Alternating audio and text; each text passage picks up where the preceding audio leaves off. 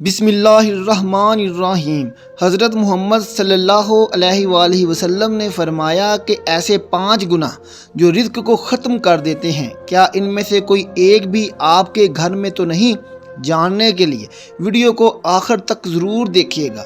حضرت علی رضی اللہ تعالیٰ عنہ کے پاس ایک شخص آیا، کہنے لگا، اے علی رضی اللہ تعالیٰ عنہ، وہ کون سے ایسے بدترین گناہ ہیں جو انسان کے رزق کو ختم کر دیتے ہیں، اور یہ گناہ دنیا و آخرت میں انسان کو اس طرح ذلیل کرتے ہیں کہ دنیا و آخرت میں انسان کا کوئی مددگار باقی نہیں رہتا۔ یہ سن کر حضرت سیدنا علی رضی اللہ تعالیٰ عنہ نے فرمایا، اے شخص، اللہ کے رسول نے فرمایا 5 گناہ ایسے ہیں جن کے کرنے پر انسان دنیا و آخرت میں تباہ و برباد ہو جاتا ہے۔ 5 گناہ ایسے خطرناک گناہ ہیں جن گناہوں کے کرنے پر انسان دنیا میں بے سکون رہ جاتا ہے، اس کے سکون کا جنازہ نکل جاتا ہے، دکھ عروج پر آ جاتے ہیں۔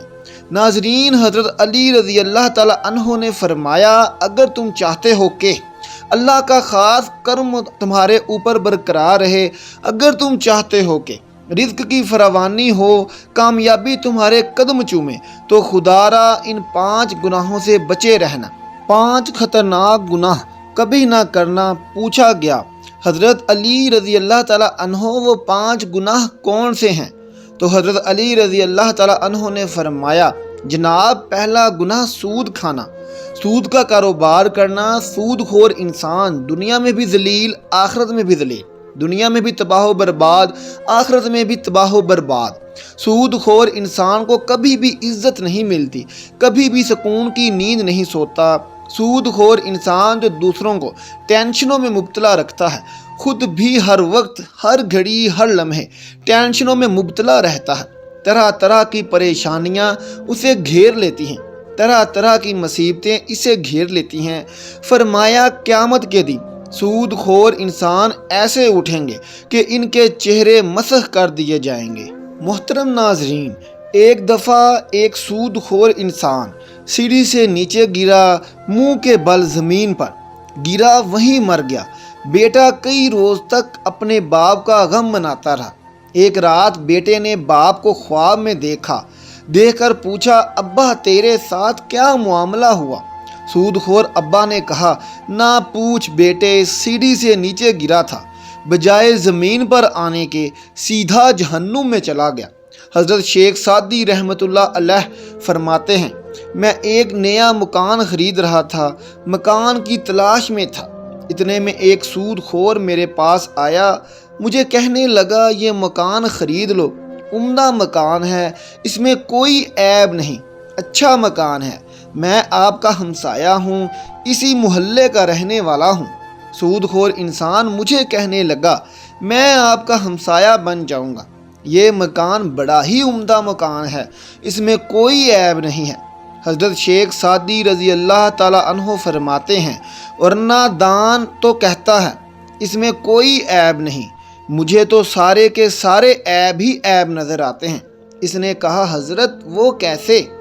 آپ رضی اللہ تعالیٰ عنہ نے فرمایا، اس سے بڑا عیب کیا ہوگا کہ تو میرا پڑوسی ہے، اس سے بڑا عیب کیا ہوگا کہ ایک سود خور میرا پڑوسی ہے، اور جہاں تجھ جیسا پڑوسی ہو وہ مکان تو مفت میں بھی ملے تو بھی مہنگا ہے۔ ناظرین، اگر دنیا و آخرت میں عزت چاہتے ہو، اگر دنیا و آخرت میں اعلیٰ مقام چاہتے ہو، اگر تم چاہتے ہو رزق کی فراوانی ہو، تو سود کبھی نہ کھانا، سود کا کاروبار کبھی نہ کرنا۔ آپ رضی اللہ تعالیٰ عنہ نے فرمایا، دوسرا گناہ کسی نیک عورت پر تہمت لگانا ہے، کسی نیک متقی پرہیزگار عورت پر تہمت لگانا۔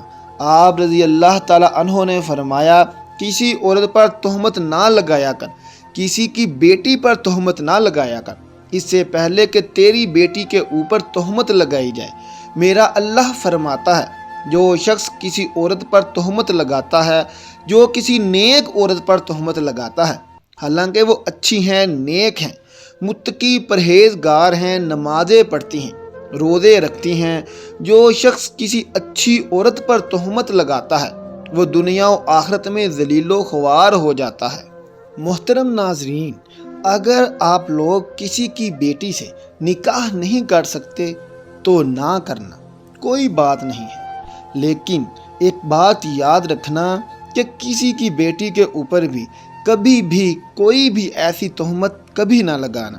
وہ بوڑھا باپ جو اپنی بوڑھی کمر پر بوریاں لاد لاد کر دن رات محنت مزدوری کرتا رہا، دن رات اوور ٹائم لگا کے محنت مزدوری کر کے بوڑھی کمر پہ بوریاں لاد لاد کے اس نے اپنی بیٹی کو جوان کیا، بیٹی کو پڑھایا لکھایا۔ آج جب اس کی بیٹی جوان ہوئی تو محلے کے نوجوانوں نے اس کی غریب بیٹی کو قبول ہی نہ کیا، تہمت لگا کے اسے ٹھکرا دیا، شادی کرنا گوارا نہ کیا، اس لیے کہ ان کے پاس جہیز نہیں ہے۔ ایک تو تم نے نکاح نہیں کیا، دوسرا اس پر تہمت تو نہ لگاؤ۔ فرمایا اگر تم چاہتے ہو کہ دنیا و آخرت میں تمہیں عزت ملے، مقام ملے، خوشحالی ملے، تو کسی نیک عورت پر تہمت نہ لگانا۔ تیسرا گناہ کسی کا مال ہڑپ نہ کرنا، مال ہڑپ کر جانا، خاص طور پر یتیموں کا مال ہڑپ کر جانا۔ چوتھا گناہ اللہ کی ذات کے ساتھ کسی کو شریک نہ ٹھہرانا۔ اللہ کے ساتھ کسی کو شریک سمجھنا یہ ایک ایسا گناہ ہے، یہ اتنا بڑا گناہ ہے کہ اللہ تعالیٰ چاہے تو ہر گناہ معاف کر دے گا، چھوٹے بڑے گناہ معاف کر دے گا، مگر یہ شرک والا گناہ اتنا بڑا گناہ ہے کہ اللہ تعالیٰ کسی کو معاف نہیں کرے گا۔ حضرت سیدنا علی رضی اللہ تعالیٰ عنہ نے فرمایا، پانچواں خطرناک گناہ ہے، ناظرین دل کے کانوں سے سنیے گا، پانچواں گناہ کسی کے اوپر جادو کرنا۔ جادوگر شخص کسی کے گھر کا کھانا حرام، اس کے گھر کی ہر چیز حرام۔ جو شخص کسی کے اوپر جادو کرتا ہے، جو شخص کسی کو رسوا کرنے کے لیے اس پر جادو کرتا ہے، تکلیف ایک ایسی چیز ہے، یہ گھومتی ہوئی پھر پھراتی ہوئی آخر کار اس بندے تک آ پہنچتی ہے جہاں سے یہ گئی تھی۔ جادوگر انسان یوں سمجھیے کہ وہ دائرہ اسلام سے نکل گیا ہے۔ خدارا یہ خطرناک گناہ کبھی نہ کرنا۔ فرمایا یہ 5 گناہ ایسے ہیں جس کے کرنے پر اللہ تعالیٰ سخت ناراض ہوتا ہے۔ ناظرین اگر تم لوگ چاہتے ہو کہ اللہ کا کرم تمہارے اوپر برقرار رہے، اللہ کا خاص کرم تمہارے اوپر ہر وقت برقرار رہے، تو یہ 5 گناہ کبھی نہ کرنا۔ ان 5 گناہوں سے پرہیز کرنا، بچے رہنا۔ انشاءاللہ تعالی آپ لوگوں کو دنیا میں بھی عزت ملے گی اور آخرت میں بھی عزت ملے گی، وہ مقام ملے گا، تمہیں دنیا میں مرتبہ ملے گا، تم دنیا میں بھی کامیاب ہو جاؤ گے، رزق کی فراوانی ہوگی، خوشحالی ہوگی، کامیابی آپ لوگوں کے قدم چومے گی۔ اللہ سے دعا ہے کہ اللہ تعالیٰ ہمیں صراط مستقیم پر چلنے کی توفیق عطا فرمائے، اللہ تعالیٰ ہمیں ہمیشہ حق سچ بولنے کی توفیق عطا فرمائے، آمین ثم آمین۔ آخر میں محترم ناظرین کمنٹ باکس میں ایک بار سبحان اللہ ضرور لکھ دیں اور ہمارا چینل سبسکرائب کریں تاکہ ہر آنے والی نئی ویڈیو سب سے پہلے آپ تک پہنچ سکے۔ شکریہ۔